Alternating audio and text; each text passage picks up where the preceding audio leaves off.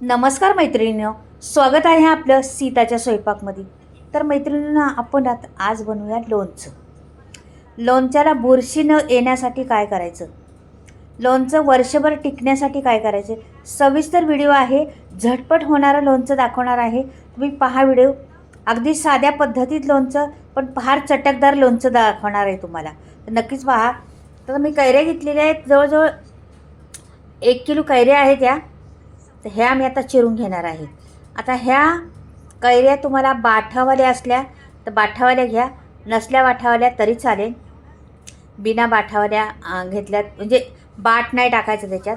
बाट म्हणजे आतमधली कोळी कोळी असती ना, ती टाकायची नाही त्याच्यात. नुसतं बाहेरचंच त्याचं आवरण टाकायचं, त्याचा गर आणि त्याचं साल हेच ठेवायचं. तर मी आज तेच करणार आहे. फक्त साल आणि त्यातला गर एवढंच घेणार आहे. आणि अशा पद्धतीने फोडी करायच्या एकसारख्या सर्व. हे बघा, अशा केल्यात ना मी तशा. अगदी आपल्याला झटपट होणारं आणि वर्षभर टिकणारं हे तोंडाला चव आणणारं लोणचं दाखवणार आहे. खरं म्हटलं तर लोणचं म्हटलं का पाणी सुटतंच तोंडाला मैत्रिणींनो. पण मी तुम्हाला दाखवणार आहे, अगदी तुमच्याकडं कमी सामग्री आहे आणि आपल्याला लोणचं करायचे आणि लगेचच बनवल्या खायला पण घ्यायचे, अशा पद्धतीचं लोणचं दाखवणार आहे. म्हणजे वर्षभर टिकणारे पण आहे आणि लगेच खायला घेणारं पण आहे, दोन्ही पण आहे त्याला. तर नक्कीच पहा. आता हे सर्व आंबे मी कापून घेऊन मग दाखवते तुम्हाला. मोठे मोठे 3 आंबे 1 किलोचे असे. हा आंबा जास्त आंबट नाही आहे, म्हणजे मला लागतो तेवढाच आंबट आहे तो आंबा. तर आता मी चिरून झालेले आहेत आंबे आपले. इथे मी 2 पळ्या तेल टाकणार आहे पहा. तर 1 किलोला 2 पळ्या तेल भरपूर होते, भरपूर झालेले आहे पहा. बुरशी न लागण्यासाठी मी टिप्स सांगणार आहे, त्या पण लक्षात ठेवा. आपल्याकडं खरंच आपण एखादा चमचा टाकतो आणि त्याच्यातून घेत असतो, त्या चमच्याला पण बुरशी लागते. पण बुरशी न लागण्यासाठी मी वर्षभर टिकून राहण्यासाठी, बुरशी न लागण्यासाठी काय करणार आहे पहा. तर इथे बघा मी घेतलेली आहे आता आपली मोहरी असती ना, मोहरीची डाळ घेतलेली आहे पहिली गोष्ट. तर इथे मी लाल तिखट, मी मसालाच बनवून ठेवलेला आहे. लाल तिखट आणि म्हणजे 4 चमचे जर लाल तिखट असले तुमच्याकडे ना मोठे असे, आता इथे दाखवले ना इथे, किंवा 1 चमचा, म्हणजे असं 1 चमचा त्याच्यात घालायचे आपल्याला मेथीचे दाणे. म्हणजे 3 चमचे लाल तिखट टाकलं तर 1 चमचा मेथीचे दाण्याचं पावडर टाकायची. हां, इथे जिरे मोहरी टाकलेली आहे आणि लसूण अख्खा ठेवलेला आहे. लसूण मी जरा पण चेचला नाही किंवा काही नाही. फार छान लागतो लोणच्यामध्ये लसूण. एकदा बनवून ठेवून पहा तुम्ही. अख्खा लसूण खूप टेस्टी येतं. तर इथे मोहरीची डाळ मी टाकलेली आहे. तर 1 किलोचं आहे ना, तर मी ह्याला जवळजवळ 50 ग्राम टाकलेली आहे. तर हे पहा, 50 ग्राम ही मोहरीची डाळ टाकली आहे. हिंग टाकायचा 1 चमचाभर. हिंगाने मात्र स्वाद छान येतो लोणच्यामध्ये. हिंग घालायचा म्हणजे घालायचाच. तर इथे घातलेला आहे हिंग. हळद टाकली 1 चमचाभर, पुरेशी आहे आपल्याला. एवढ्या 1 किलोला 1 चमचाभर हळद पुरेशी आहे. एक मेजरमेंट परफेक्ट आहे, सविस्तर सांगितलेले आहे. आता मी एवढं केलेलं आहे ना, तर मी ह्याच्यातला अर्धा मसाला घालणार आहे पहा तुम्ही. म्हणजे 1 वाटी मेथीचे पावडर आणि 3, म्हणजे हे चमच्याचं तुम्हाला सांगते, 3 चमचे लाल तिखट, 1 वाटी मेथीची पावडर, असे करून मी मसाला बनवलेला आहे. तर मी त्यातला अर्धा घातला आहे पहा. मग अर्धे चमचे म्हणजे 1.5 चमचा आणि अर्धा चमचा असं.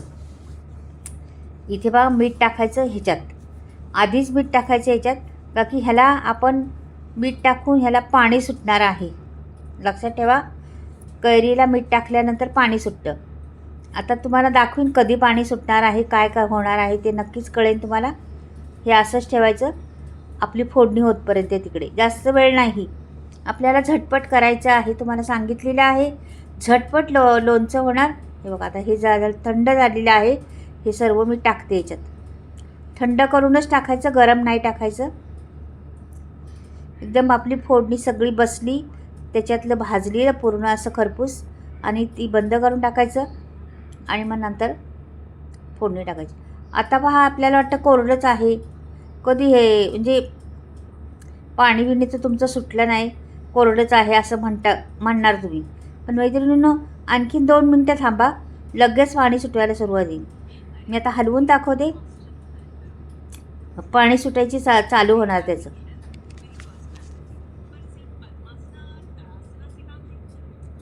मेन गोष्ट ते पाणी, काही बायका काय करतात, पाणी टाकून देतात, पण मेन गोष्ट ते पाणी असतं ना, त्यालाच डिमांड आहे. त्याच्यामुळंच होत नाही आपलं, बुरशी येत नाही. म्हणून ते पाणी ठेवायचं.